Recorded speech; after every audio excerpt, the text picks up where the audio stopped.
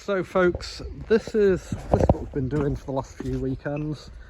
A lot of people will see that we had the yard dug up. It's been an awful mess for about a year. We concreted that bay over there in August when we fenced the yard again. We concreted this bay, I think it was the 1st of February. We had got that bit ready for concrete, but the level's wrong, so I don't want to concrete that yet. That needs to be redone. And we have to basically get either 6.5 or 8 cube of concrete at a time, so I need to concrete enough, so we can't just do that bit. So this bit here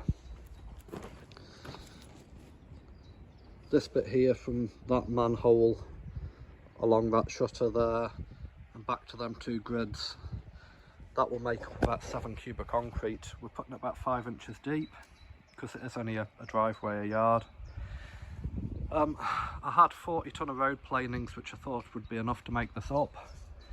I've put all that 40 tonne down. I was supposed to get another 20 tonne this week, but they've not turned up, so I need to chase Thompson's up and try and get the road planings here this week, because I've been having to scrape some off the yard to try and build this up, and it needs another inch or so over it.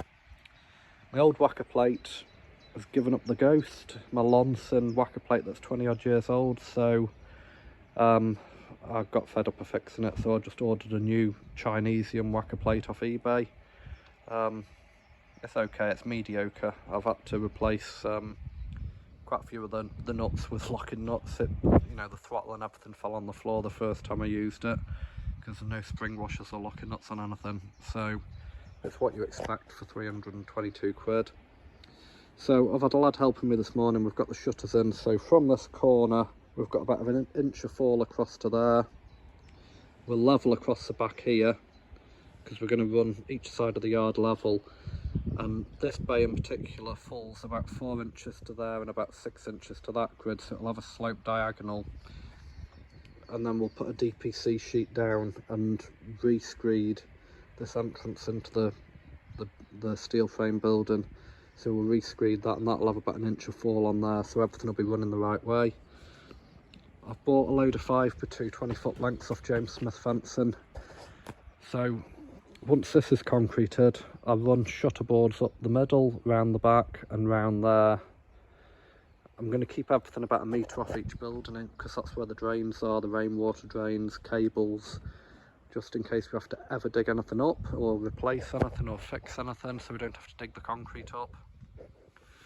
We've got a drain going up the middle here with manholes, and we've got a pipe going off there to the last rainwater spout, so hopefully all the rainwater will be going the right direction this winter, so it'll stop it flooding, or we hope it'll stop it flooding.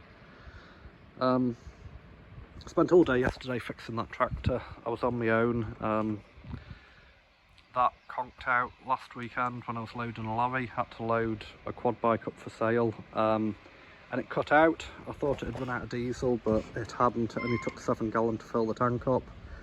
Had a lot of trouble getting a diesel filter for that. I ended up going to the Massey dealer, who actually had the right one in stock after I'd been sent 2 wrong ones, one off a Massey specialist and one off a Massey guy on eBay. So I managed to get the right diesel filter. The diesel filter was absolutely clogged. I'll try and put a photo in at the end. The lift pump was clogged. I had to buy a lift pump again.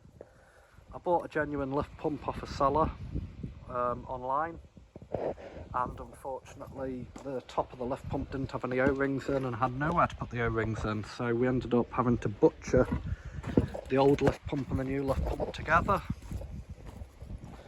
So we had to use the top off the old one and the bottom off the new one, but she is running.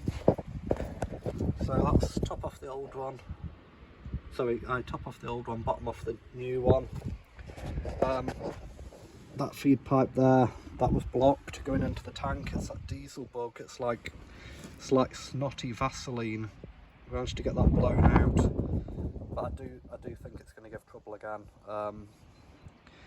The problem is, if you don't keep the tank full, obviously you get condensation. If you do keep the tank full, this modern diesel has only got a shelf life of about 6 months, and the last time I filled this with diesel was 5 years ago, so don't really know what to say. I do think we've got a bit of a diesel leak still, but yeah, what do you do? What do other people do? I've been told you can get diesel treatment for it to try and treat the bacteria, because the bacteria grows in the tank.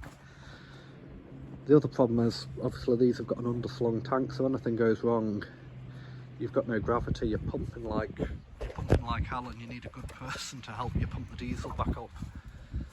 But we got to go in. It's a pig to work on this tractor. It broke down with the loader on. Had to try and, yeah, like I was saying, it broke down with the loader on. You can't get to the diesel filter or anything with the bonnet on. The loader's in the way of undoing the bolts on the bonnet, so, and the exhaust doesn't come off on this, it's seized on.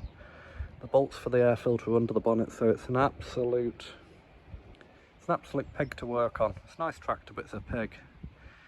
So, like I said, it took us 6 hours yesterday to get this going. It had conked out on the neighbour's land, which wasn't great. But we got it going eventually with a few false starts. I've got it sitting outside just in case it gives trouble again, so it's not blocking everything in the shed. And the JCB 804, getting a bit of trouble with that. It's just the track rollers again. I've got a top roller missing off this side there. You'll see spray paint on the bottom rollers. I've had it up. I've got 2 bottom rollers gone there, the bearings have gone in them. Needs the top roller, but you've got to take the track off to do the top rollers on these, which is a pain. Got two bottom rollers again gone on this, and the top roller seized solid. I've tried hitting it with a hammer. The bottom rollers that have gone, they'd seized. I've knocked the living daylights out of them with a lump hammer, and when I've got them turning, it's because the bearings have gone and they're packed full of mud.